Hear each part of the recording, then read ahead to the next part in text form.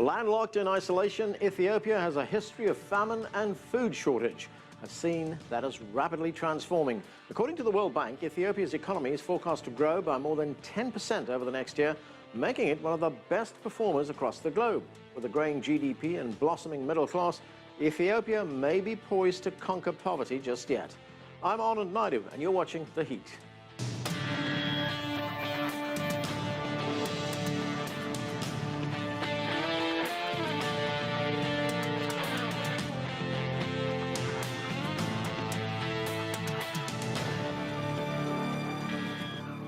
Ethiopia is fast becoming the economic lion of Africa, and much of its growth can be attributed to agriculture. According to the U.S. Agency for International Development, more than 80% of the population lives in rural areas and relies on growing crops.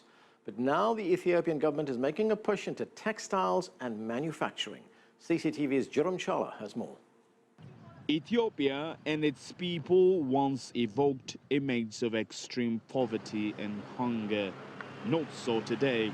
Recent years have seen impressive growth across almost all sectors, from infrastructure to energy and poverty reduction. The most important aspect of the success has to do with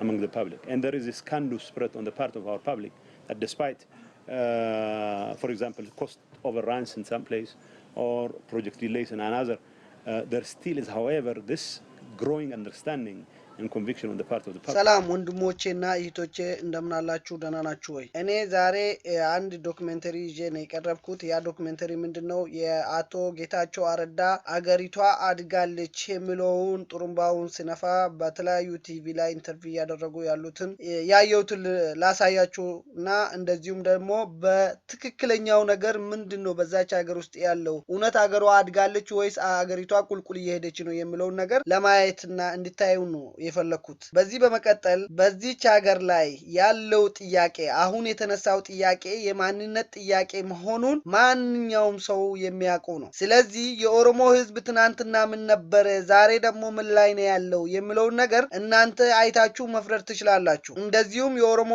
ህዝብ ብቻ ሳይሆን የተለያዩ የብሔር ብሔረሰቦች የተጨቆኑና ልክ እንደ ኦሮሞ ህዝብ አይነት ረገጻና ብዙ ችግር የደረሰባቸው ብዙ ልጆች ስላሉና ብዙ ብሔር ብሔረሰቦች ስላሉ ሁላችንም የሚመለከት ይሆነናል እና ይሄንን ነገር እንድታዩ እዛ ውስጥ የብሔር ብሔረሰቦች እንደዚሁም ይኖራሉ ብዬምገምታለሁ። ከዚህ ውስጥ አገሪቷ አድጋለች የሚለው አቶ ጌታቸው አረዳ እንደው የትኛው እድገት ነው? እናትና ልጅ ከቆሻሻ ውስጥ አውጥቶ የሚበሉበት እድገት ከሆነ ይሄ ጥሩ ነው። ሁለተኛ ነገር ደግሞ ያንን ፎቅ አንስተው እንደዚሁ የተለያዩ ብር ተበድሮ አገሪቱን ሽጦ የሚቀጥለው ጄኔሬሽን እንዳይኖርና ምን አገባኝ ባዮች ስለሆናችሁ አገሪቱ ተሽጣለች። እንግዲህ አሁን እነኚህ ሰዎች መሬታቸውን ተነጥቆ ዛሬ ከቆሻሻ ላይ አንስቶ የሚበሉት የሚያድሩበት ቦታስ የት ነው የሚለው ነገር ውስጤ ስለሚሄድና ስለሚያስጨንቀኝ ነው ይሄንን ቪዲዮና እንደዚሁም አውዲዮ ያደረኩበት። ለዛ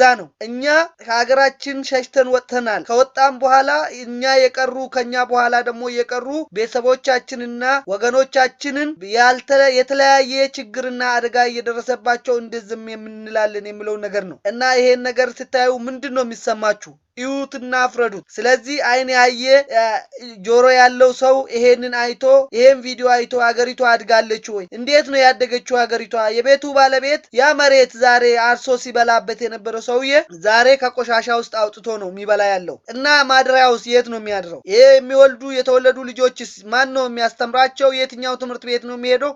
እንዴት አድርጎ ሲለብሳሉ የሚለው ነገር ይሳል ብዙ ነገር አለ ማለት ነው። ልጆች ስላለን እንደዚሁም ብዙ ቤተሰቦች ላይ ከብዙ ቤተሰብ ስለተወለድን ነው እና ማለት የምፈልገው ወንድሞቼና ወገኖቼ ይብቃን የሚለው ነገር በራሳችን እናሳምን፣ ለራሳችንን መሐላ እንግባ፣ ለራሳችንን እንደዚሁ ይሄ መንግስት ይብቃ ይውረድልን ብለን መነሳት በቁርጠኝነት መታገል አለብን። ትግላችንን ጫዋታ አይደለም። እዚህ በቁመናችን የምናየው ህዝብ ዛሬ እነኚህ ልጆች ቢማሩና ቢያድጉ ምን ላይ ይደርሳሉ የሚለው ነገር ነው ማየት ያለብን። እነኚህ ትናንትና አርሶ ሲበሉ የነበሩ ሰዎች ዛሬ ምን ደርሶባቸው ነው ከመሬታቸው ተነጥቆ ዛሬ ከቆሻሻ ውስጥ ያወጡ የሚበሉት የሚለው ነገር ስላደረብኝ ነው እና እባካችሁ ሁላችንም ተባብረን አንድ ላይ እንነሳ ይሄ መንግስት ህዝቡን የማይወድ መሬቱን ለመሸጥና መሬቱን ለመቸርቸር የሚያደርገው ጥረት ብቻ ነው ያለው እና ምንም እድገት እንደሌለ ነው እኛ የምናየው ስለዚህ ይሄንን